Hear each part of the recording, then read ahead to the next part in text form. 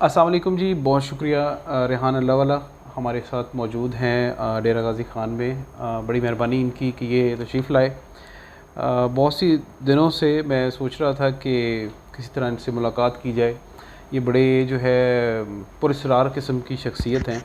पूरे पाकिस्तान में ये दनदनाते फिरते हैं, मैं कहता हूँ, और लोग नहीं जज कर पाते कि ये एक्चुअली इनके पास कौन सी चूरन है जिसकी वजह से लोग इनके पीछे भी भाग रहे हैं और इनके हवाले से तजस्सुस का भी शिकार है। तो रेहान भाई, खुश आमदीद डेरा गाज़ी ख़ान में। और हम अपनी इसको ज़बान में डेरा गाज़ी ख़ान में के तो असा वेलकम आते हैं डी जी खान दे सराइकी में। कैसा लगा आपको डेरा गाज़ी ख़ान?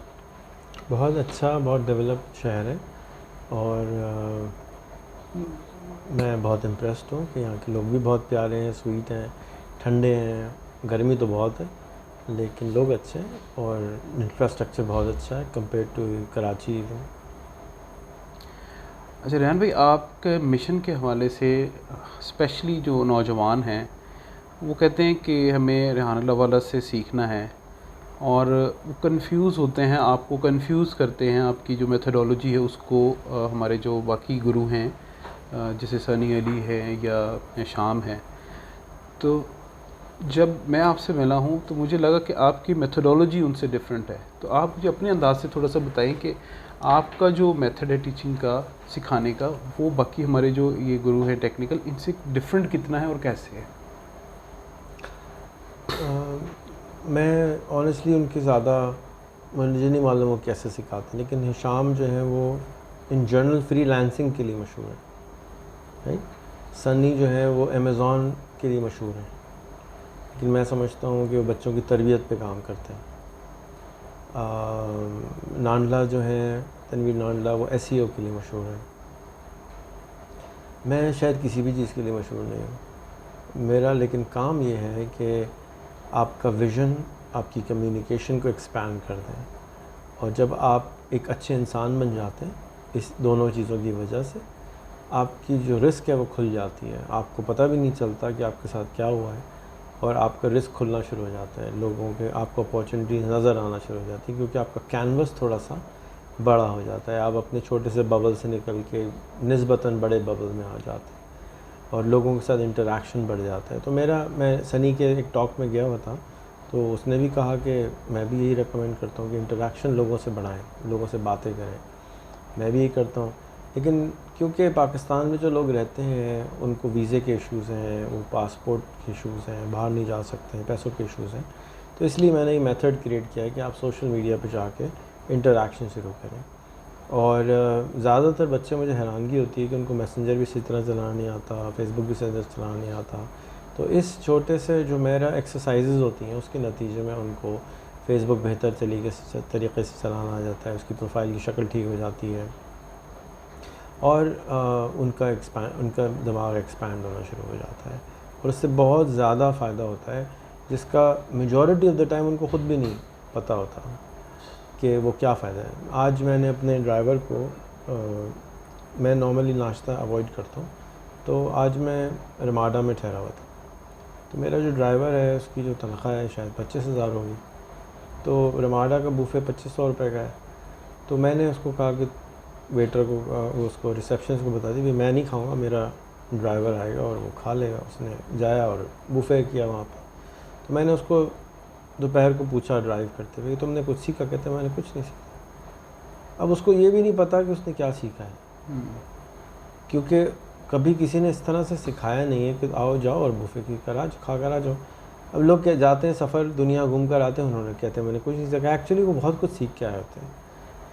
हमारे वालिदैन के बारे में कहते आपने कुछ सीखा? हाँ, 2-3 बातें सीखी। एक्चुअली बहुत कुछ सीखा है, लेकिन उसको कैलकुलेट करना या समझाना वो मुमकिन नहीं होता, क्योंकि किसी ने डिफ़ाइन नहीं किया, आपका कोई स्ट्रक्चर नहीं था, अनस्ट्रक्चर्ड एजुकेशन थी।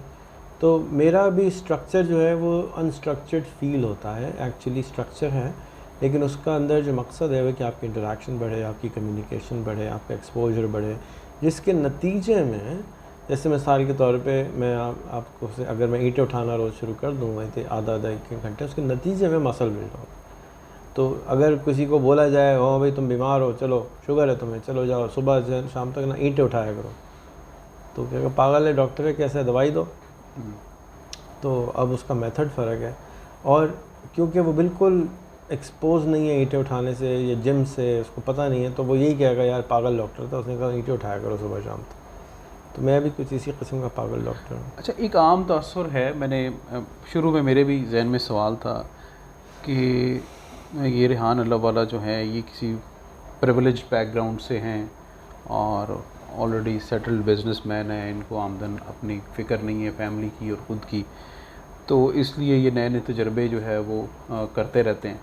लेकिन हर आम आदमी जो है वो उसको ये तजर्बे नहीं करने चाहिए। एक शुरू में मेरे भी जहन में ख़्याल आया था।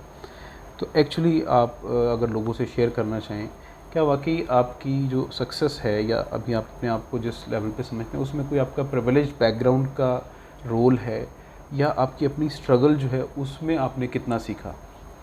मैं बिल्कुल प्रिविलेज घर से हूँ। मैं एक बड़े घर में पैदा हुआ, मेरे वालिद का बिज़नेस था, मैं उनके साथ काम हाथ बटाता था। मेरे वालिद ने बहुत मेहनत की है। हमारे दादा इंडिया से जब माइग्रेट करके आए तो वहाँ उनकी फैक्ट्रियाँ थीं, लेकिन जब कराची आए तो उनके पास कुछ भी नहीं था। तो मेरे जो फादर हैं उन्होंने बहुत ज़्यादा, मैंने सुना है कि मेहनत करी है, और सुना इसलिए कि वो ज़्यादा गुफ्तगू नहीं करते, मुझे भी नहीं बताते। तो वही अपनी अम्मी से सुना है कि वो बटन रंगते थे, फिर ठेकेदारी करी, फिर कागज़ की सफाई का बिज़नेस शुरू करा, और आहिस्ता आहिस्ता आहिस्ता उन्होंने अपने बिज़नेस को ग्रो करा। तो मैं बहुत यंग एज से जो है, मुझे घर से पैसे नहीं मिलते थे, लेकिन घर में हर चीज़ का कपड़ा होता था, गाड़ी होती थी, तो इस तरह की तो प्रिविलेजेस थी। लेकिन घर से मुझको जेब खर्च नहीं मिलता था, तो उसी सिलसिले में मुझे लालच था, मैं बोर बहुत होता था। मेरी ख्वाहिश थी कि यार मैं बिज़ी रहूं और मैं कुछ करूं, और मुझे जुनून की हद तक मेड इन पाकिस्तान को एक्सपोज़ करने का, पाकिस्तान में कुछ अच्छा करने का शौक़ था। तो मैं उसको टारगेट बना के, जो इनिशियल मैंने काम शुरू किए थे उसको टारगेट बना के करता था, और बोर्डम होता था, बहुत ज़्यादा बोर होता था। तो मैंने काम करना शुरू कर दिया कि चलो मैं बोर होता हूँ, चलो मैं कुछ काम कर लेता हूँ। ना यूट्यूब था, ना फेसबुक था, ना लिंक्डइन था, ना इंटरनेट था। तो टीवी भी 5 बजे शुरू होता था दोपहर शाम, तो आदमी करे तो करे क्या, तो मैं काम करता था। अच्छा सर, एक और बात मुझे जो आपके हवाले से मुझे पर्सनली भी ये थोड़ी सी रहती थी कि आप शायद किसी पर्टिकुलर एजेंडा पे शायद चल रहे होंगे, या किसी पॉलिटिकल पार्टी के साथ हैं, या किसी रिलीजियस पार्टी की वजह से हमारे यहाँ एक आम कॉन्स्पिरेसी थ्योरी। तो इस हवाले से कोई किसी आपका कोई पस मंज़र किसी भी हवाले से, कोई रिलीजियस या पॉलिटिकल जो आप समझते हैं कि आप कैरी करते हैं एज ए लेगेसी? मेरी वालदा जो है वो अपने आप को मसरूफ़ रखने के लिए दीनी लोगों से मिलना शुरू हो गई, क्योंकि पहले पर्दा भी नहीं करती थी, फिर वो पर्दा करना शुरू हो गई। फिर उनको कहीं जमात इस्लामी के लोग मिल गए तो जमात इस्लामी में शामिल हो गए, और अब वो जो है जमात इस्लामी ख़वातीन की अंदर अल-खिदमत फाउंडेशन की सदर है। माशाअल्लाह। और मेरा जो भाई है वो जमात इस्लामी का रुकन है, और उसके तहत इलेक्शन भी लड़ रहा है। मेरा जमात इस्लामी से कभी कोई ताल्लुक़ नहीं रहा है, इसीलिए कि मैं तो सुबह शाम रात काम करता था। तो जमीयत हो या कोई और इदारा हो, मैं तो ज़िंदगी में कभी कॉलेज नहीं गया हूँ पढ़ने। मेरी एफिलिएशन सिर्फ काम से रही है। तो मेरा अगर जो काम का एजेंडा है वो ना दीनी है, ना मैं मुबल्लिग़ दीन हूँ, ना ही मैं मुबल्लिग़ प्रॉब्लम सॉल्विंग हूँ। मेरी ख्वाहिश ये है कि जो मसाइल हैं वो आपके वसाइल में कन्वर्ट हो जाएँ। वो एक्चुअली आपके मसाइल नहीं है, आपके वसाइल हैं। वो शायर कहता है कि जो तुंदे बाद मुखालिफ से ना डरे उक़ाब, ये तो आती हैं तुझे ऊंचा उड़ाने के लिए। ये जो मुल्क के अंदर मसाइल हैं ये एक्चुअली हमको ताकत भी दे सकते हैं, लेकिन हम हिलेंगे तो। वो उक़ाब के लिए कहा है ना, बाकी उक़ाब तो बने हुए नहीं, चूज़े बने हुए, हिलने को तैयार नहीं है। तो मेरा कोई ज़ाती एजेंडा पाकिस्तान था। मैं हर पार्टी से मिलता था, हर पार्टी को गाइड करता था। चाहे जब 2010 में मैंने फुल टाइम ये काम करना शुरू किया कि मैंने अपना इरादा बना लिया कि पॉवर्टी को ख़त्म करने के लिए काम करना है, तो मैंने PTItraining.com बनाया, jamaatislamitraining.com बनाया, mqmtraining.com बनाया, ppptraining.com बनाया, pppschool.com बनाया, mqmschool.com बनाया, तमाम पार्टियों के लिए बना के दिया कि ये कर लो। अब वो सारे मर चुके, किसी ने हाथ नहीं पकड़ा। फिर rehantraining.com हुआ, rehanschool.com हो गया वो चलते रहे। उनमें से किसी ने कहा कि ये क्या पागलपन है कि ये हम नहीं करते। मैंने कहा ऑनलाइन स्कूल बनाते हैं, पढ़ा देंगे सबको 2010 में। तो कैसी बातें कर रहे हो, ऑनलाइन तो स्कूल हो ही नहीं सकता। अब कोरोना आया तो सबको समझ में आया कि हाँ हो सकता है। तो बहरहाल मैं अर्ली रहा हूँ बहुत सारी चीज़ों में, बहुत अर्ली रहा हूँ, टू अर्ली बहुत सारी चीज़ें की हैं। मेरी बातें ज़रा, मेरी अम्मी भी यही कहती हैं, मुश्किल से समझ में आती हैं, हमको भी 10 साल 15 साल बाद समझ में आती है, और मेरे बीवी को भी मुश्किल से, हर एक को मुश्किल से समझ में आती, क्योंकि जब आप सफ़र करते हैं ना ज़्यादा, ट्रैवल, तो सफ़र का मतलब मुझे थोड़े दिन पहले पता चला है कि खुलने को कहते हैं अरबी में। जब आपका दिमाग खुलना शुरू हो जाता है, जब आप ट्रैवल करते हैं तो आपका दिमाग खुलता है, आपको सामने अल्लाह के नज़ारे, अल्लाह के लोग, अल्लाह की चीज़ें नज़र आती हैं कि क्या क्या मुमकिन है। तो फिर आप कहते हैं कि यार ये सब मुमकिन है तो ये सब भी मुमकिन है, तो आप बताने की कोशिश करते हैं। सुकरात ने अपनी किताब रिपब्लिक के अंदर एक बहुत पुराना किस्सा सुना है, 2500 साल पुराने पहले, कि एक आदमी होता है, वो एक नस्ल होती है, वो गारों में रहती है, और 3-4 नस्लें गुजर जाती, 3-4 जनरेशन गुजर जाती हैं, वो गार ही में रहते हैं, गार ही में बड़े होते हैं। पता नहीं शायद आपने सुना है या नहीं सुना है ना किस्सा, एलेगरी ऑफ द केव। आप हमारी ऑडियंस के लिए इसको ब्रीफली अगर थोड़ा सा बताएं।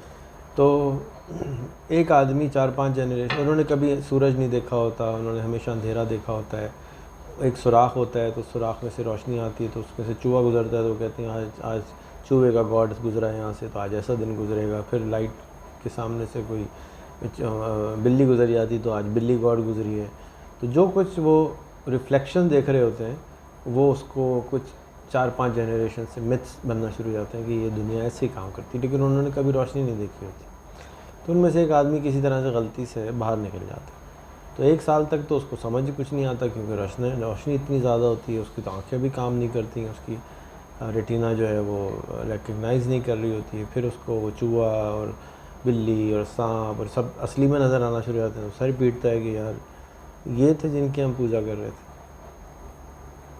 तो 1-2 साल और गुजर जाते हैं, उसकी आँखें ठीक हो जाती हैं। अब वो कहता है यार मैं वापस जाके ना अपने घर वाले दोस्तों को, भाइयों को, बहनों को बताऊँ कि दुनिया तो ये है, वो नहीं है गार जिसमें तुम रहते हो। तो वापस जाता है, वापस जाने के बाद सबको बताना शुरू करता है। पहले जब जाता है तो उसका दम घुटने लगता है कि मैं कहाँ अंधेरे में आ गया हूँ, क्या मुसीबत है, ये कैसी जगह है। और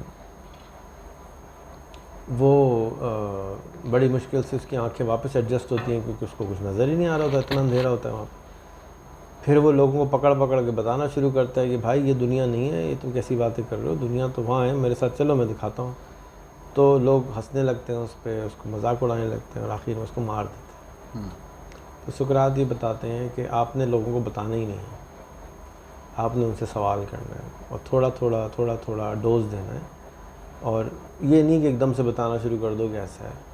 तो जो कुछ मैं चाहता हूँ ना इस मुल्क के लिए, अगर मैं बताना शुरू कर दूँ तो शायद मुझे लोग मार दें।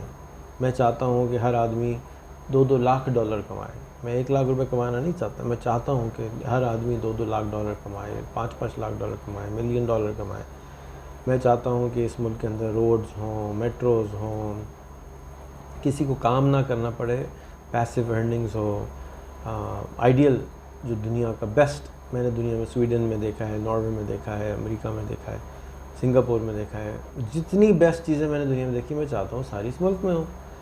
अब अगर मैं सारी बातें बताना शुरू कर दूं, मैं आपको एक एग्जांपल देता हूं। एक सिटी है जंगशाही, ठट्टा से पहले, कराची के बाद। वहां पे मैंने काम शुरू किया और मैंने वहां पर जाके एक स्कूल बनाया।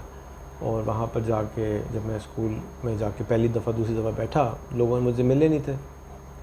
तो इसी किस्म का कोई सवाल किसी ने किया कि आप जंगशाही को क्या बनाना, अमेरिका बनाना चाहते हैं क्या मेरा ख्वाब था कि मैं जंगशाही के अंदर हर बंदे को स्मार्टफोन पे ले आऊँ, डिजिटली लिटरेट कर दूँ, उसकी आमदनी बढ़ा दूँ। उस वक्त तक कैनवा मेरे हाथ नहीं आया था, उस वक्त तक मुझे फाइवर का ख्याल था तो सही, लेकिन मैंने कहा इन्होंने तो कभी मोबाइल नहीं चलाया, इनको क्या बताऊँ। तो हम बेसिक डिजिटल लिटरेसी पढ़ाते थे उस वक्त। तो यकीन करें मैं आपको वाक़या सुनाऊँ, तो वहाँ पे मेरे किसी ने कहा कि क्या आप पाकिस्तान को अमेरिका बनाना, जंगशाही को अमेरिका बनाना चाहते हैं? मैंने कहा यार अमेरिका तो बाद में बनाएंगे, तुम एक काम करो, पीछे बहरिया टाउन है यहाँ से 1 घंटा दूर, तुम लोग बस करो और बहरिया टाउन एक दिन घूम के आ जाओ शाम तक। जब मैं वहाँ से चला गया तो मेरे बारे में ये लिखा गया कि बहरिया टाउन का एजेंट आया था, यहाँ ज़मीनें ख़रीदना चाहता है और ये इसलिए आया था कि यहाँ एक्चुअली ये ज़मीनें छीनना चाहता है और इसको आइंदा यहाँ आने नहीं देना। जो वहाँ का सरदार है उसका भी मैंने देखा पोस्ट के आई, और नौजवान सरदार था, 29 साल 30 साल का कोई, और उसको मैंने इनबॉक्स किया कि यार आप मुझे जानते नहीं हैं, मैं ऐसा कोई मेरा सीन पार्ट नहीं है कि मैं बहरिया टाउन हूँ या ज़मीन ख़रीदने आया हूँ या लोगों को उल्लू बनाने आया हूँ, मैं तो सिखाना चाहता हूँ। तो उसने कहा मैं आपसे बात भी नहीं करना चाहता, आप बहुत ही ख़तरनाक आदमी हैं। ठीक है ना, ये है वही हाल जो एलिगरी ऑफ द केव में 2500 साल पहले बताया जा रहा है कि जब आप किसी की तरफ लाइट लेके जाएंगे अंधेरे में तो उसकी आंखें फट जाएंगी, उसको तो नज़र ही नहीं आ रहा ना, उसने कभी देखा नहीं है। तो जब आप एक्सपोज करते, जैसे मैं अब करता हूँ, तो मेजॉरिटी ऑफ द टाइम लोग आ तो जाते हैं, सुन तो लेते हैं, लेकिन यकीन करो ना कि अगर वाकई किसी को आपने हज़ारों लोगों को आज बताया कि रेहान अल्लाह वाला आ रहा है और पॉवर्टी एलिवेशन पे और लाख रुपए कमाना, मैंने वीडियो भी बनाई, उसमें भी बताया, अगर उस वीडियो को 4000 लोगों ने देखा, मैंने बूस्ट भी लगाया था उस वीडियो पे कि इसीलिए कि लोग देख सकें, तो वहाँ 50 लोग होने चाहिए थे, भरा होना चाहिए था ना। मसला क्या है, कभी ज़िंदगी में नहीं सुना कि ऐसा मुमकिन है कि एक आम पाकिस्तानी 1 लाख रुपए कमाए, तो वो यकीन भी नहीं करा उन्होंने। उसमें से कुछ लोग आए होंगे, चलो आज देखें एक मसखरा आया है, एक कमेडियन आया है, चुप करके सुनते तो रहे, यकीन नहीं आया। तो उसके लिए यकीन कैसा आएगा? यकीन ऐसा आएगा कि हम माइक्रो डोजेस दे रहे हैं, थोड़ा थोड़े लोग हैं। मैंने कहा ना, मेरी एक्सपेक्टेशन ओवर द इयर्स कम होती चली जा रही है। मैंने इमरान खान से को भी बात मिला हूँ और पॉलिटिशियन लीडर से भी मिला हूँ, बिलावल को भी मैंने मैसेज दिया है, पर्सनली भी मिला हूँ, सबको समझाया है कि यार ये ऐसे ऐसे करते हैं ना यार, ठीक हो जाएंगी चीज़ें। नहीं समझ आता, बट समझ आते 10 साल बाद आता है। तो पहले तो मैं गिव अप कर गया था, मैंने कुछ साल पहले तक मैं बिल्कुल गिव अप करके बैठ गया था कि बेकार है बताना, लेकिन मेरा ये ख्याल है कि बताते रहना चाहिए। 1% फ़र्क आता है। आपने अगर आपकी इमरान खान से अगर 50 मीटिंगें हो तो 50% फ़र्क आ जाएगा, ज़्यादा ही आ जाएगा एक्चुअली, लेकिन ट्रस्ट बिल्ड करने में टाइम लगता है। आज मैं पहली दफ़ा, आप ज़िंदगी में मुझसे आज पहली दफ़ा मिल रहे हैं, ना आपको लग रहा है ना मुझे लग रहा है कि हम पहली दफ़ा मिल रहे हैं। मुझे तो नहीं लग रहा, कम से कम आपको भी नहीं लग रहा। नहीं, बिल्कुल नहीं लग रहा कि क्यों? इसलिए कि हम एक दूसरे को इतना देखते हैं कि आपको फील ही नहीं हो रहा होगा कि मैं आज आपसे ज़िंदगी में पहली दफ़ा मिल रहा हूँ। तो दिमाग को असली और नकली में फ़र्क महसूस नहीं होता। NLP पढ़ें, दिमाग को नहीं मालूम असली क्या है और नकली क्या है, ख्वाब क्या है और असली क्या है। सम टाइम वो कहते हैं यार ये मैं इसको मिला हूँ, और हो सकता है ख्वाब में मिले हों, हो सकता है कोई और बात हो।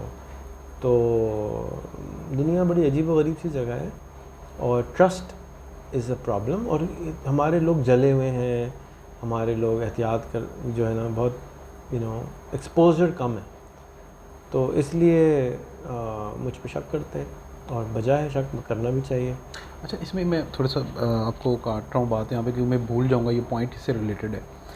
असल में ये जो थोड़ी सी क्यूरोसिटी और जो डाउट की आती है ना इसमें बात, मेरा ख्याल है उसमें प्रॉब्लम ये है कि लोगों को ये लगता है कि ये बंदा खुद जिसने बहुत से बड़े गुरु बनाए हैं और ये खुद भी सक्सेसफुल बिजनेसमैन है, ये अपना बिज़नेस को टाइम देने की बजाय ये क्यों इस काम के पीछे पड़ा हुआ है, जबकि रैशनली एक्सेप्टेड जो पर्सपेक्टिव है वो तो ये है कि एक बंदे को जनाब बिज़नेस करना चाहिए और वो पहला फर्स्ट बिलियनियर और फिर सेकंड और फिर टॉप के, फिर तो वो एक हमारे यहाँ एक्सेप्टेड लैडर मौजूद है।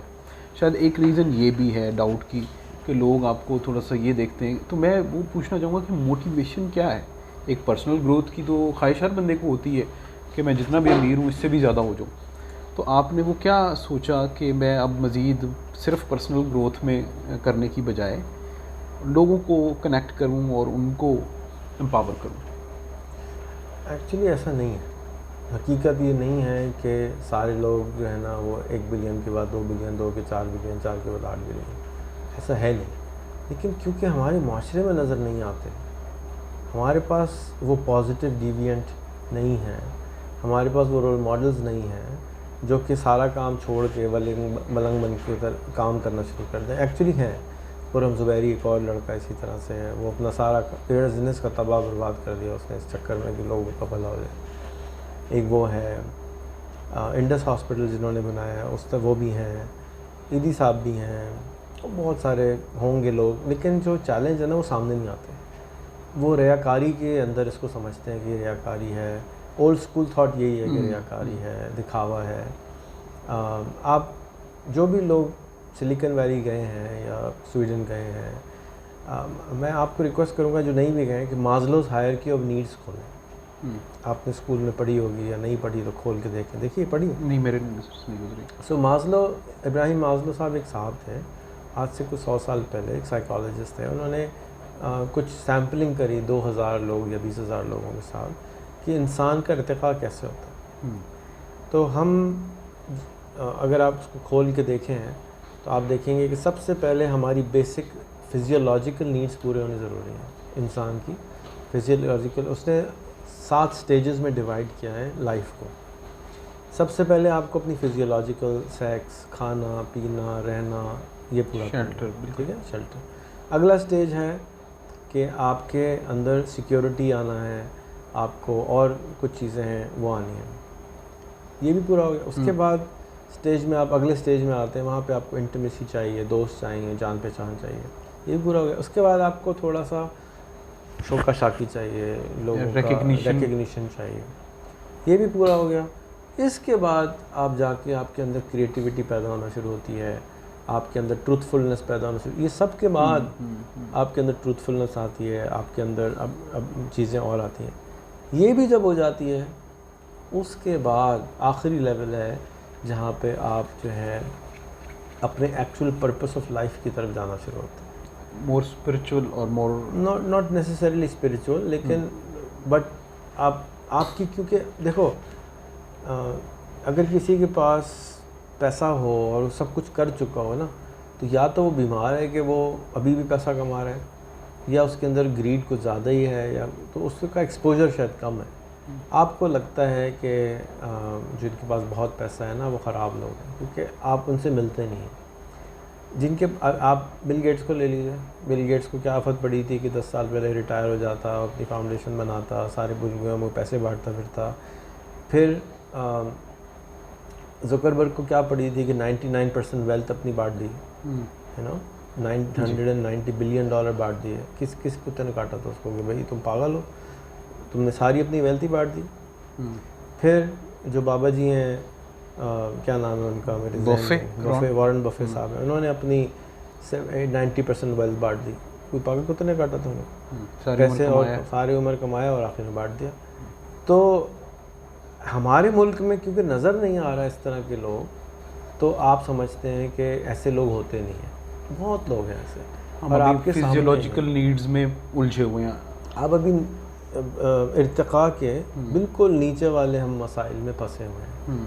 तो अब अगर आप मेरे मकसद को समझ रहे, क्योंकि आप डीप मुझे जानते हैं, पढ़ते हैं, सुनते हैं, अब आप अगर मेरे मकसद को समझने की कोशिश करें तो मैं सबको एक्चुअली एक्सट्रीम पे लेके जाना चाहता हूँ, लेकिन शुरू तो नीचे से होगा जहाँ लोग हैं। तो मैं उनको कैसे समझाऊँ कि बेटा मैं आपको ये करना। बहुत सारे लोग कहते हैं ना, आप क्यों उनको पैसों की लालच दे रहे हैं, चलो बात है, पैसों की बात नहीं करें। भाई मैं उनको अगले स्टेज में लेके जाना चाहता हूँ, जब वो उनका पेट भरेगा, बेगम आ जाएगी, बच्चे आ जाएंगे, घर आ जाएगा, अब मैं उनको आगे समझाऊंगा ना। खाली पेट के ऊपर तो भूख में तो नमाज भी मना है, तो मैं गरीब आदमी को क्या समझाऊँ।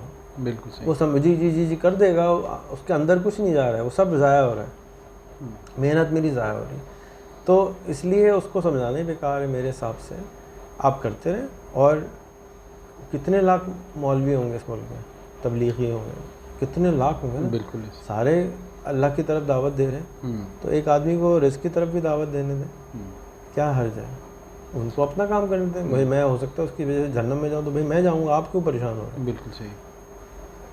अच्छा सर, इसमें एक और पॉइंट मुझे थोड़ा सा जहन में आ रहा है कि जैसे अभी आप एक बेसिक से स्टार्ट कराते हैं, आप कहते हैं जी कि आप कैनवा से शुरू करें और आप अपनी बेसिक नीड्स पहले पूरी करें, तो यूथ जो है ख़ास तौर पे जो इसमें वो देखती हैं और फिर वो बिगिनिंग पॉइंट जो है ना वहाँ पे मिस कर देती हैं। वो जैसे होता है ना बस पे चढ़ते हुए वो पाँव रखने वाला स्टेप जो है वो सबसे मुश्किल होता है उनके लिए। तो वहाँ पे उनको कुछ थोड़ा सा कोई ऐसा पॉइंट दें कि जिसको वो ग्रिप करें, और वहाँ पे पर्टिकुलर चैलेंजेस क्या आते हैं, फ़र्ज़ करें माँ बाप की तरफ से है या कोई रूटीन एकेडमिक्स की तरफ से है या और इस तरह का कोई है, वो पहला स्टेप लेने के लिए आप क्या उनको सजेस्ट करेंगे कि वो बेहतर तरीके से बस पे चढ़ जाए कमाई के लिए? जी जी देखिए, पहला स्टेप मैं कहूँगा कि मेरी फ्रेंड लिस्ट में जाके 50 फ्रेंड बना लें। ठीक है। उस नतीजे में उनको अपनी कम्युनिकेशन ठीक करनी होगी, अपनी प्रोफाइल ठीक करनी होगी, अपनी गुफ्तगू ठीक करनी होगी। अगर मैं यहाँ आज आपकी क्लास में चला जाऊँ, उनसे कहूँ बेटा अपना तारुफ़ कराएं, तो सर मेरा नाम मोहम्मद इमरान है, मैं डीजी खान से हूँ, ये कोई तारुफ़ नहीं है, ये नाम है। तारुफ़ क्या होता है? तारुफ़ के अंदर आपका क्या टैलेंट है, आपकी क्या ख्वाहिश हैं, आपके क्या गोल्स हैं, ये छोटा सा तारुफ़ है 3 लाइन। या कुछ उसमें से ऐसे होंगे वो सर मुझे तो 15 मिनट चाहिए अपना तारुफ़ कराने के लिए। ओवर कॉन्फिडेंस है, तो बैलेंस मिसिंग है। या तो है ही नहीं कॉन्फिडेंस, या कुछ ज़रूरत से ज़्यादा ही डोज मिलेंगे। तो उनकी दोनों की शादियाँ करानी चाहिए, उन दोनों को आपस में मिलाना चाहिए कि भैया आप थोड़ा बैलेंस करें। ये सबसे बड़ा चैलेंज है, कम्युनिकेशन का चैलेंज है कि गुफ्तगू ही नहीं आती।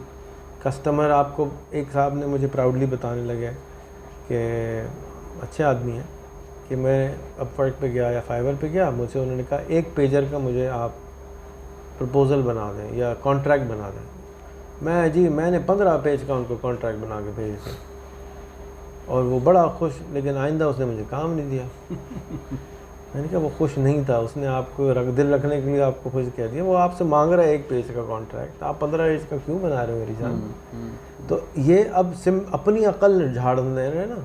ओवर स्मार्ट ओवर स्मार्ट नहीं है, अपनी रियलिटी उसकी यही है कि पाकिस्तान के अंदर अगर जब आप एग्ज़ाम देने जाते हैं तो एग्ज़ाम के नंबर किस चीज़ पे मिलते हैं? पेज भरने में मिलते हैं। बिल्कुल, कंटेंट के लिए तो नहीं भरते। मैं इस पे आपको थोड़ा सा वो याद भी करूँगा, अपना भी एक्सपीरियंस, और आप भी जो बार बार बाज़ का गुफ्तगू के दौरान आप कहते हैं कि बार बार टोकते हैं कि किसी से पूछा कि आपकी आमदन कितनी हो, कहता है जी एक्चुअली तो कहते हैं आप नहीं यार आप एग्जैक्ट आमदन बताएं।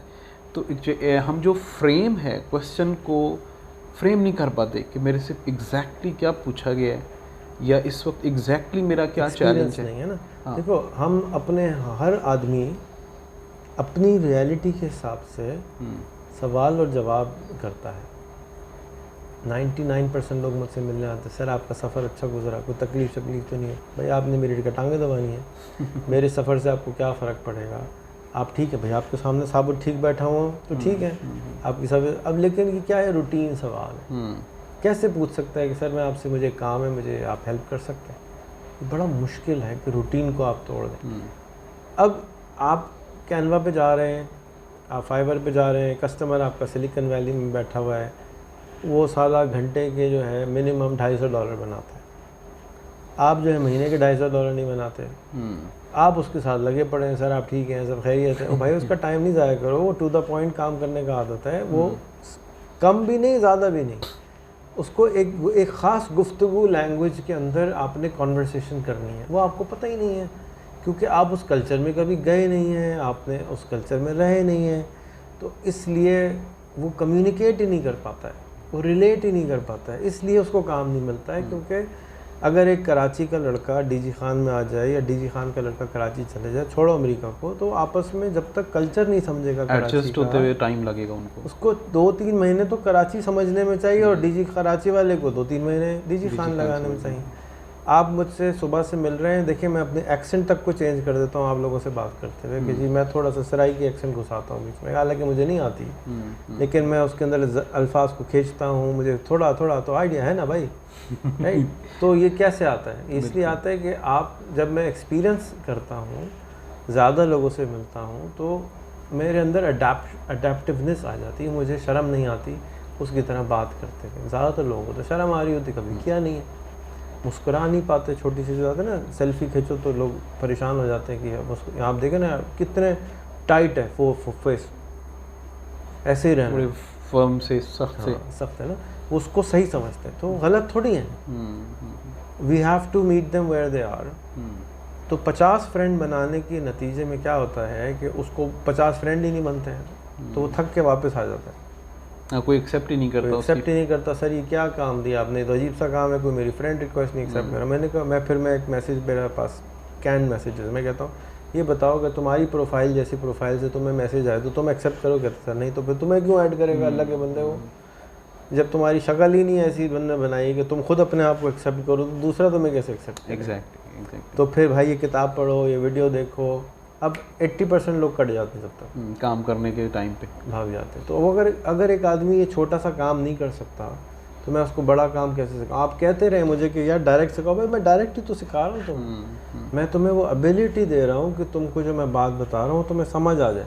या मैं तुम्हारे साथ 2 घंटे बैठ जाऊँ, 2 घंटे बैठने के बावजूद भी फिर वो परसों वापस आएगा, फिर पूछेगा मेरे से, 90% लोग फिर आ जाएंगे क्योंकि उनको समझ कुछ नहीं आया। और 2 करोड़ 3 करोड़ लोगों के साथ 2-2 घंटे बैठने के लिए मेरे अंदर तो इतना ताकत नहीं है। तो इसलिए प्रोसेस बनाया है कि ये इस प्रोसेस से गुदाई हो जाती है। हर बीज को ज़मीन में लगाने से पहले गुदाई करनी है, खाद देना है, फर्टिलिटी पैदा करनी है कि वो जब आप सख्त ज़मीन पे पानी डालें ना, पानी ऊपर ही पड़ा रहता है। इसी तरह सख्त दिमाग पे आप पानी डालें, समझाते रहे, मर जाएंगे, नहीं समझ आएगी। तो इसलिए समझाना बेकार है। अच्छा, मैं उसको गुदाई करें, उसकी तैयारी, एक्सरसाइज दें उसकी, क्या कहते हैं एक्सरसाइज, तैयारी करनी, ज़मीन को तैयार करना है इससे पहले कि उसमें बीज लगाया जाए। हो ही नहीं सकता तैयार। तो मैं तो पिछले समझो 10-15 साल से ज़मीनें तैयार कर रहा हूँ। 2010 में मैंने एक प्रोजेक्ट अनाउंस किया था कि मैं मिलियन एंटरप्रेन्योर्स बनाऊंगा, मिलियन स्टार्टअप शुरू करूँगा। 1MS उसका नाम था। मैं 4 साल के बाद करोड़ों रुपए खर्च करने के बाद फेल हो गया। तो फिर मैं 2 साल तक घूमता रहा परेशान कि मैं क्यों फेल हुआ, मैंने क्या गलती की है। और मुझे यही समझ में आया कि जिन लोगों को मैं सिखा रहा था वो फर्टाइल नहीं थे, वो इनफर्टाइल थे। उनके पास कैपेसिटी नहीं थी कि मेरी सिंपल बातों को भी उनकी समझ में आ गई, क्योंकि वो डिफरेंट बातें थी, फ़र्क बातें थी और नहीं समझ में आया। मेरी अपनी टीम के लोगों को नहीं समझ में आया। तो फिर मुझे दोबारा सारा शुरू करना पड़ा। अच्छा, मुझे बड़ा अच्छा लगा आपके जो मैसेजेस ख़ास तौर पे बड़े क्लियर होते हैं। हम अपनी कम्युनिकेशन में, एकेडमिक में भी पढ़ते हैं, लेकिन मिसाल अब हमें आप लोगों की देनी पड़ती है कि आपका वो जो नारा है कि जी मैं हर पाकिस्तानी को इंटरनेट की मदद से 1 लाख रुपए कमाते हुए देखना चाहता हूँ, मतलब ये आपका मिशन लिखा होता है आमतौर पे। तो इतना सादा जो है वो अब चीज़ें हैं, मेरे ख़्याल से इसकी वजह से भी बहुत से नौजवान जो है वो अट्रैक्ट होते हैं। बहुत से लोगों ने मुझसे पूछा कि जी आप रेहान भाई को जानते हैं तो आप हमें कनेक्ट करा के दें। मैं अभी एक बड़ी अहम उसके ऊपर आपसे पूछूंगा कि आम तौर पे लोगों को लगता है कि ये बड़ा पैसे वाला बंदा है, ये वहाँ से जहाज़ पे बैठा होगा, यहाँ से आके उतरा होगा और बस फिर रेस्ट ही रेस्ट है। इसको किसी ने, ये जो स्टार्ट का टाइम है, मेरा एक स्टूडेंट थे जिन्होंने फाइवर पे काम शुरू किया, मैंने उसे कहते रहे, तो उस बेचारे की कम्युनिकेशन इतनी अच्छी नहीं थी। वो जाके कम्युनिकेशन जैसी करनी होती थी उसके साथ, अपने क्लाइंट के साथ, वो मेरे पास लेके आता था, सर इसको मैसेज कर दें ये वाला। तो मैं उसको कुछ अंग्रेज़ी में लिख के देता था। तो वो शुरू में उसको जो 8, 10, 15 ऑर्डर मिले, उसके बाद माशाल्लाह वो चला गया।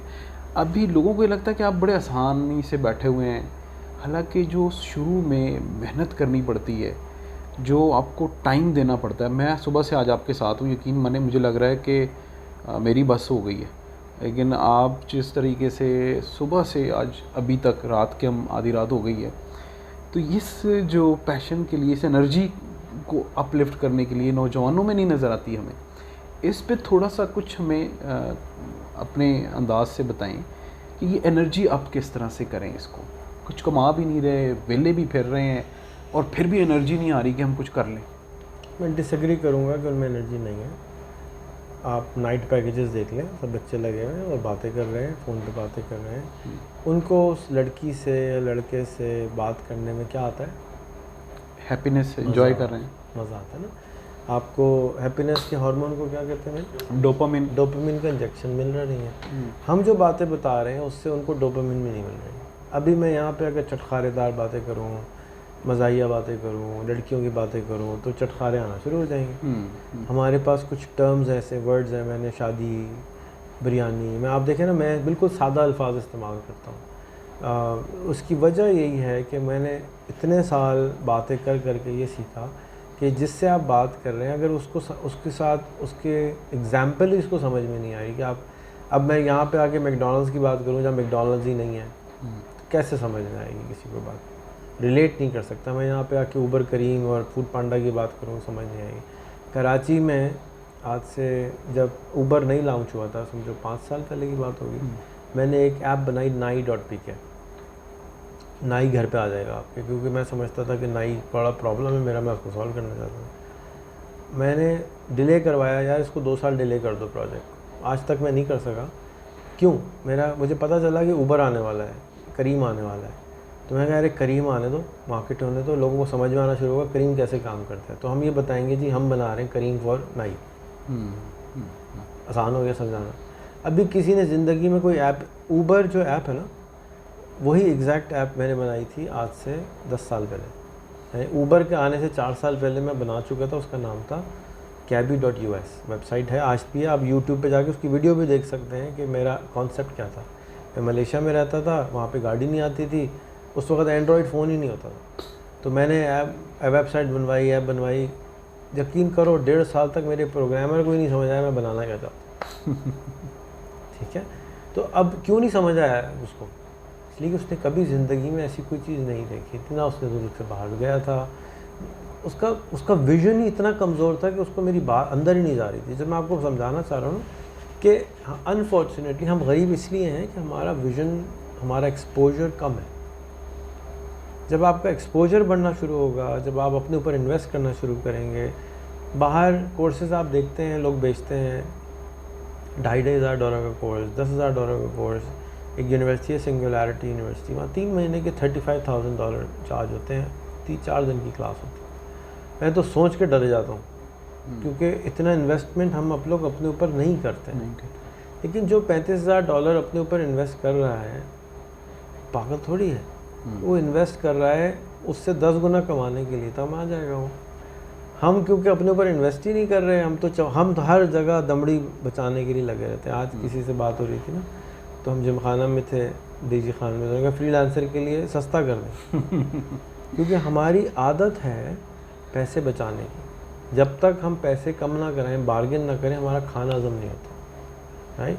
हम अबंडेंस को अभी तक कैप्चर नहीं कर पाए कि हम एक ऐसे ज़माने में रहते हैं कि हम आराम से $1 मिलियन ईयर बना सकते हैं। लेकिन उसके लिए जिम की तरह मेहनत करनी होगी, रोज़ाना 2 घंटे आपको मेहनत करनी होगी, आप काम करें, you will start earning just like gym, guaranteed. लेकिन 2 घंटे रोज़ आप मेहनत करें, आप कमा लेंगे। अब ये बिलीफ कहाँ से लाएं? ये बिलीफ से रिलेटेड ही मैं एक और क्वेश्चन आपसे पूछने वाला था। आम तस्वर ये है कि जी ये देखें, रेहाना लवाला साहब ना कभी कॉलेज यूनिवर्सिटी गए हैं और ये प्रोग्राम्स भी बनाते हैं, ये सारा कुछ, ये कोई जीनियस आदमी है। मैं प्रोग्राम, मुझे एक लाइट कोड की लिखनी नहीं आती। तो और इनको जो है अल्लाह ने कोई वैसे ही गॉड गिफ्टेड है, और हर आदमी ये जो है ना नहीं बन सकता, ना इतना सक्सेसफुल हो सकता है। ये जो डिसबिलीफ है, मतलब ये हमारे यहाँ बहुत ज़्यादा है, जबकि वेस्ट में आपका तजर्बा हमसे ज़्यादा है कि वहाँ पे ऑन एवरेज जो है वो इल्म लोगों का बहुत ऊपर है, और वो इस लेवल पे कहीं ना कहीं बिलीव भी रखते हैं कि हर बंदा सीख सकता है। हमारे यहाँ हम जो भी कुछ थोड़ा सक्सेसफुल होता है उसके वाले से परसेप्शन ये बिल्ड हो जाती है कि शायद ये एक्स्ट्रा ऑर्डिनरी, इसको कुछ अल्लाह ने कोई इंटेलिजेंस दी हुई है या कोई और बैकग्राउंड ऐसा है। तो इसको थोड़ा सा ब्रेक करें कि हर शख्स रेहाना लवाला बन सकता है अगर वो रेहाना लवाला जैसा ट्रैक अपनाए या उस तरह की मेहनत करे। क्या टाइम हो रहा है एग्जैक्टली सर? रात के 3 बज रहे, 2:01 और है ना? मुझे नींद भी आ रही है, मैं थका हुआ भी। बस ये आखिरी क्वेश्चन नहीं, आखिरी क्वेश्चन नहीं, मैं ये समझाना चाह रहा हूँ कि मेरी ये डिज़ायर है, मेरा गोल है कि पाकिस्तान में हर आदमी लाख रुपए कमाए। उसके बहुत सारे काम, इकोसिस्टम क्रिएट करना है। उसमें एक आदमी मुझे मिला है, उसका नाम है इमरान लोधी। वो भी बैठने को तैयार है 2 बजे रात को मेरे साथ। मैंने उनसे पूछा भी कि जी आप तैयार हैं पॉडकास्ट करने में? जी मैं तैयार हूँ। आप रात को 2 बजे बैठने को तैयार? जी मैं तैयार हूँ। उसका क्या मतलब है कि उसको एक आदमी मिल गया जो चेंज कर अपने आप को करने को तैयार है, जिसके चेंज होने की वजह से माशरा चेंज होने वाला है, मुझे नज़र आ रहा है। आज नहीं होगा, 2 साल 3 साल 4 साल में हो जाएगा। दूसरी ऑप्शन क्या है कि मैं आके खुद बैठ जाऊँ, वो मैं सुस्त आदमी हूँ कि सुबह शाम तक मैं नहीं बैठ सकता। आप तो यहीं बैठे हैं, भाग रहे हैं, दौड़ रहे हैं, जवान आदमी हैं। अगर तो ये सच होता कि अमेरिका में सब लोग इनलाइटेंड हैं, सब लोग अमीर हो जाते हैं, तो एक इलॉन मस्क नहीं होता, बल्कि 1000 होते, 10,000 होते। 350 मिलियन अमेरिकन है, उसमें एक ही निकलना था क्या? एक बिल गेट्स निकल रहा है, एक जुकरबर्ग निकल रहा है। भाई हर कोने पे से 4 निकलने चाहिए था ना, जैसे हमारे मुल्क में है। हर कोने पे पत्थर उठाओ, अमेज़ॉन के टीचर बैठा हुआ। तो ये तो हमारे मुल्क में हो रहा है, वहाँ तो नहीं हो रहा। ये एक्चुअली होता है, आपकी बेगम सोशियोलॉजी की प्रोफेसर हैं, आप उनके साथ ये डिस्कस करें, ये सोशल फैब्रिक बन जाती है। हम सब एवरेज होते हैं अपने चारों तरफ के लोगों का। एक एक्सपेरिमेंट मैंने पढ़ा कि हम एक्चुअली 70% अपने पड़ोसियों से सीख रहे होते हैं, अपने दोस्तों से सीख रहे होते हैं, अपने टीचर से नहीं सीख रहे होते हैं। तो अब अगर मैंने सिलिकॉन वैली की एग्जांपल देता हूँ, वहाँ इसलिए ज़्यादा कमाते हैं कि आहिस्ता आहिस्ता आहिस्ता आहिस्ता उसकी इनकम बढ़ना शुरू हो गई और हर एक कमा रहा है। तो जिस तरीके से अगर आप एक्सट्रीम कॉमर्स या एनेबलर्स के इंक्यूबेटर में जाके बैठ जाएंगे ना, तो वो इंक्यूबेटर बनाने का मकसद क्या था? रेहान अल्लाह वाला ने जो फेसबुक के ऊपर एक वर्चुअल इंक्यूबेटर बनाया था कि आपको महंगे महंगे अच्छे अच्छे दोस्त मिल जाएं, सनी अली और साकिब अजहर ने वो फिज़िकली बना दिया। जब आप उनके इंक्यूबेटर में जाके बैठते हैं तो एक बच्चा मिलता है 2 लाख कमा रहा है, एक लाख मिलता है 50,000 कमा रहा है, एक बच्चा बैठता है 10 लाख कमा रहा है, एक बच्चा बैठता है ये कमा रहा है, सब कमा रहे हैं। तो आप कहते हैं यार ये क्या ड्रामा है, मैं क्यों नहीं कमा रहा हूँ? आप मेहनत ज़्यादा करने लगते हैं। जिस तरह से आप जिम जाते हैं, आप देखते हैं यार ये क्या मसल है, इसके मसल देखो ना यार, क्या ये इतना वज़न उठा रहे हैं, आपके अंदर ख्वाहिश पैदा होती है यार मैं भी काम करूँ। कौन सी एक्सरसाइज कर रहे हैं, भाई तू क्या कर रहा है, क्या खाता है, क्या पीता है, क्या कर रहे हैं, इतने मसल कहाँ से आ गए? ये है मुआशरती लर्निंग, सोशियोलॉजी। जब मुआशरे के अंदर हमें सोशल डेविएंस नज़र, पॉजिटिव डेविएंस नज़र आएंगे, बहुत सारे लोग नज़र आएंगे जो कमा रहे होंगे, जो अच्छा काम कर रहे होंगे। अब देखें, एक रेहान अल्लाह वाला नहीं रहा, आज से 10 साल पहले एक ही था, पागल लगा हुआ था ना। अब बहुत सारे हो गए जी, गुर्बत कम होनी चाहिए, लाख। मुझे इतनी खुशी होती है, चूज़ों के मैसेजेस आते हैं, फेसबुक प्रोफाइल भी लिखा है मैं पाकिस्तान से गुर्बत ख़त्म करना चाहूँ। मैं यार ये कौन पागल पैदा हो गया? उसको मैं ऐड करता हूँ, उसको सेवा करता हूँ, भाई तू क्या करना, क्यों करना चाहता है? ये सर मैं ये करना चाहता हूँ, मैंने देखा था आप कर रहे हैं, मैं भी करूँगा। बेटा पहले अपनी गुर्बत ठीक कर ले, उसके बाद दूसरी की गुर्बत भी ठीक कर लेना। लेकिन यकीन करो कि मैं अपने मुंह से अल्फाज निकालने में मुझे 3 साल लगे कि मैं दुनिया से गुर्बत ख़त्म करना चाहता हूँ। 3 साल जंग अंदर थी, बाहर नहीं थी। मैं बोल ही नहीं सकता, मेरे अंदर हिम्मत ही नहीं थी किसी के सामने मैं बोल दूँ कि यार मैं मिलियन बिजनेस बनाऊँगा, मैं क्या कहते हैं गुर्बत ख़त्म करना चाहता हूँ। हिम्मत ही नहीं थी। हिम्मत आहिस्ता आहिस्ता आती है और ऐसे लोगों से मिल के आती है जो आपसे भी बड़े पागल हैं। बिल्कुल सही। अच्छा सर, एक और टाइम आप खुद बता रहे हैं काफ़ी हो गए, एक क्वेश्चन जो मैं खुद भी एक्सपीरियंस करता हूँ, मेरा तजर्बा भी है कि लास्ट जब कोरोना आया और हम, क्योंकि मेरा यूनिवर्सिटी से ताल्लुक़ है, तो हम एक वो फॉर्मल टाइप की लर्निंग का हिस्सा होते हैं, तो हम 4 कोर्स पढ़ाते हैं बच्चों को ना कंप्यूटर के। लेकिन जब उसके बाद भी ना उनको कंप्यूटर नहीं आ रहा होता, मैंने देखा जब कोरोना आया तो उसके बाद जब बच्चे दोबारा वापस आए तो उनमें से बहुत सारों को कंप्यूटर भी आता है और उनको वो जो ऑनलाइन जो तरीक़ाकार है, डिजिटल लिटरेसी उनकी बड़ी इम्प्रूव हो गई। तो मेरा ये ख्याल था कि जो बच्चे, क्योंकि जब ऑनलाइन घरों में बैठे थे तो हमसे ज़्यादा आपस में कनेक्टेड हो गए थे, वो अपने सीआर के साथ, वो अपने किसी सीनियर स्टूडेंट के साथ, यार ये बताना अकाउंट कैसे हो गया, पासवर्ड कैसे चेंज करना है, इसको ऑन कैसे करना है, इसको ऑफ़ कैसे करना है। तो ये बड़े, टू माई सरप्राइज़, कि बच्चों ने खुद से एक दूसरे से ज़्यादा बेहतर तरीके से सीखा, जो पीयर लर्निंग जिसे हम बात कर रहे हैं। और ये थोड़ी सी प्रॉब्लम भी है कि जो हमारे ये दोस्त हैं, ख़ासतौर पे फ्रीलांसिंग में कर रहे हैं, ये एक दूसरे से हेल्प लेते हुए शर्माते हैं। मैं एक बुक पढ़ रहा था, मुझे नाम उसका भूल गया, वो पूरी बुक इस पे थी कि आपको हेल्प मांग लेनी चाहिए, आपको हेल्प मांग लेनी चाहिए। और ये पीयर हेल्प जो है ये बहुत कंट्रीब्यूट कर सकती है और आपका सारा काम जो है आपका वो इसके ऊपर है। तो इस पे भी थोड़ा सा जो हमारी यूथ है ना, उसको ये एडवाइस भी करें अपने तरीके से कि आप एक दूसरे से सबसे ज़्यादा हेल्प कर सकते हैं। आपका टीचर बहुत बाद में एक्सेसिबल होगा, आप खुद एक दूसरे के साथ जो है वो एक्सेसिबल हैं। इसमें आप अपने जो तरीके से हमें थोड़ा सा बताएंगे। देखिए, इसमें बहुत सारे सोशल चैलेंजेस हैं कि हम शर्माते हैं, घबराते हैं, डरते हैं, अपने आप को कमीन समझते हैं। ईगो नहीं, ईगो मेरे नज़दीक फायरवॉल होती है, सॉफ्टवेयर होता है जो कि हमने प्रोग्राम की हुई होती है। ईगो का काम ही यही है कि नई इन्फॉर्मेशन अंदर नहीं लानी है। मेरे हिसाब से ईगो का फंक्शन, प्राइमरी फंक्शन ये है कि आपने कुछ नया नहीं सीखना है। अगर खुदा न खास्ता अगर हमारे पास ईगो ना हो, मैं कल एक हिंदू के पास जाके बैठूँ, 2 घंटे गुजारूँ, तो मैं हिंदू हो जाऊँगा, क्योंकि वो मुझे कन्विंस कर देगा, तो चलो जी मैं हिंदू हो गया। अगर मैं परसों क्रिश्चियन के पास जाके बैठ गया तो मैं क्रिश्चियन हो जाऊँगा। 1% तो चेंज होने देती है ईगो, 100% नहीं चेंज होने देती। ईगो आपके लिए प्रोटेक्शन के लिए है। कल आप किसी और लड़की से मिलेंगे, क्या आपका दिल उस पर आ गया तो बेगम मारेगी आके, भाई ये क्या हुआ। परसों तीसरी से मिलेंगे, एक और पे दिल आ जाएगा। It's about stick to your believes until and unless you have a very strong reason to। या तो बहुत पेन हो या बहुत मोहब्बत हो या बहुत प्लेजर हो, तो इंसान चेंज हो जाता है। अब कोरोना ने बहुत पेन क्रिएट किया, लोगों को एक्सट्रीम पेन हुआ और मजबूरी में उन्होंने सीखना शुरू किया। आपके टीचर्स स्पेशली ने, यूनिवर्सिटीज़ ने स्पेशली। मैं इसीलिए कह रहा हूँ कि 1000 रुपये पेट्रोल कर दो, कि पेन हो, इतना पेन हो कि हम क्रिएटिव हों, हम अपने शोल से बाहर आ जाएं, और हम चारों तरफ जो हमारे दोस्त अहबाब हैं उनके पास मदद मांगने जाएं। अभी नहीं जाते हम, ज़रूरत ही नहीं है। तो इसलिए जो सोशल फैब्रिक है मुआशरे का, वो टूटा हुआ है।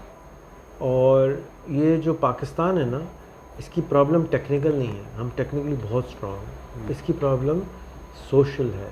ये सोशल स्ट्रक्चर चेंज होने वाला है, जिसकी वजह से ये मसाइल हैं। यहाँ पे ट्रस्ट के डेफिसिट हैं, यहाँ पर हम बहुत जल्दी ना तेज़ी से ग्रो हो गए, और मुआशरे और ना ग्रो हुए हैं, ना तीतर रहे हैं, ना बटे, बीच में रुक गए, बीच में कहीं अजीबो गरीब सी चीज़ बन गए। यानी हमारा रोल मॉडल हो गया दुबई, अमेरिका, यूके। अबे भाई, अमेरिका, दुबई, यूके एक अलग मुल्क है, उसके अलग मसाइल हैं, उसके अपने अलग वसाइल हैं।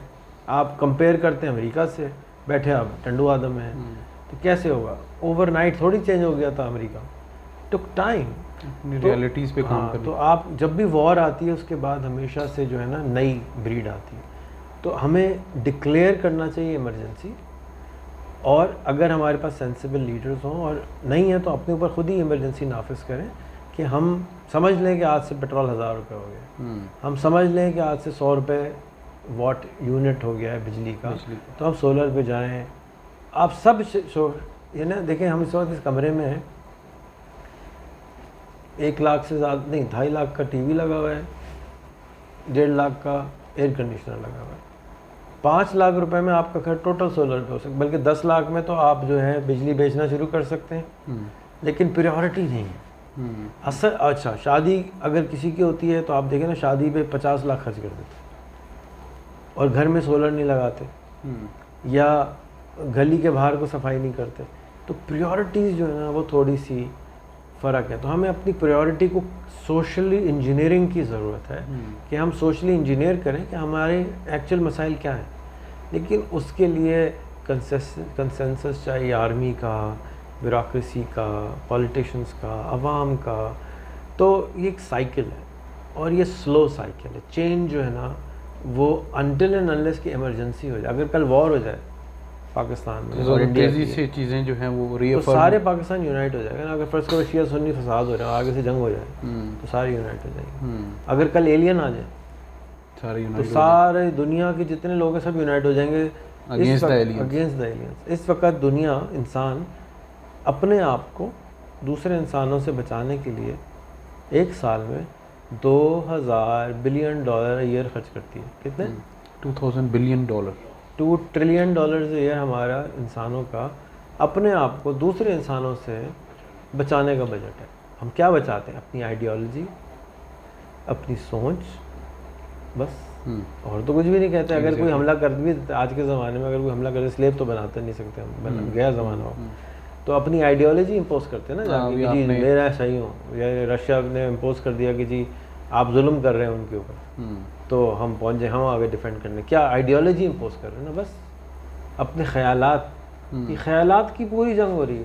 ख्यालात को प्रोटेक्ट करने के लिए 2000 बिलियन डॉलर खर्च किए जा रहे हैं, पाकिस्तान उसमें सिर्फ 8 बिलियन कंट्रीब्यूट करता है।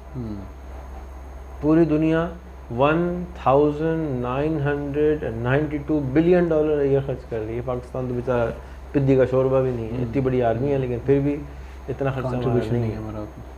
तो वो कैसे ठीक हो जाएगा कि कल कोई एलियंस आ जाएं, सब यूनाइट हो जाएंगे, सब जो 2000 ट्रिलियन डॉलर जो है वो बिलियन डॉलर जो है वो उनके खिलाफ इस्तेमाल हो। तो ये इंसानी फितरत है कि हम यूनाइट जब होते हैं जब कोई इमरजेंसी आती है। तो अब हमें ये पता चल गया तो हमें इमरजेंसी लगा देनी चाहिए।